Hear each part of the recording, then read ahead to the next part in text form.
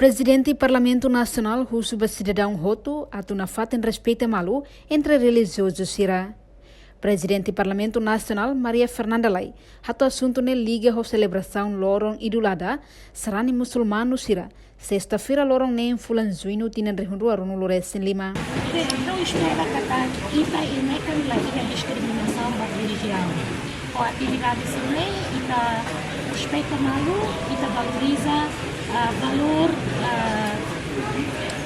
masa católicos e também halal masa católicos, muçulmanos masa dessa e durante o hal registro kita lá o problema de discriminação né. E a espera que acabar futuro a religião nosso kita respeita malu na fatinha desse indivíduo, respeita selo nini direito dessa. Enquanto deputado Antonino Bianco reforça lorong Idul Adha, maka lorong agradecimento ba maromak, hodi moristir prinsípio religião Islam niang. Hanesan Mosrani Cristão sira celebra lorong Páscoa, hakribi salan sira nudar criatura maromak niang. Jadi kurban atau emadiane hanesan sepaskannya né. Jadi dana significa espírito de maromak niang de ada. Ikan murid itu tak agradecimento pamoris né, para maroma. E aí sim é o Idul Adha, agradecimento para maroma. Kemudian halo valorização para murid né, murid mais né. E ita halo modifica dengan murid né, prinsípio religião maronia sira né halo. Ane sama si ita si Kristau al dia tene Páscoa.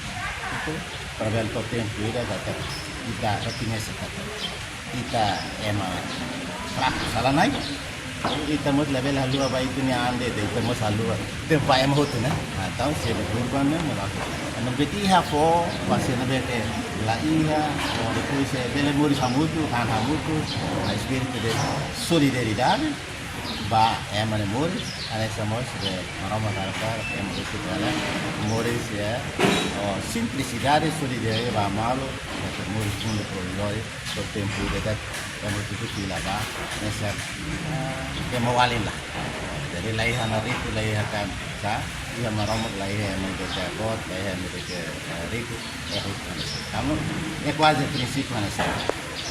Portanto, a celebração lorong Idul Adha relembra momento ben hira profeta Abraão retan tentação fiar onde sacrifica ninha wan Isaac.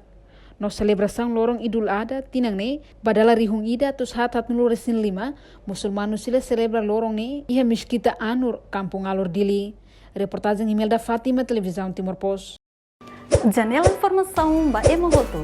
Atua tem informação atual dia kliu kita haluha hane yang botão subscribe like halo comentário no fahe tutang ba media sosial hoto.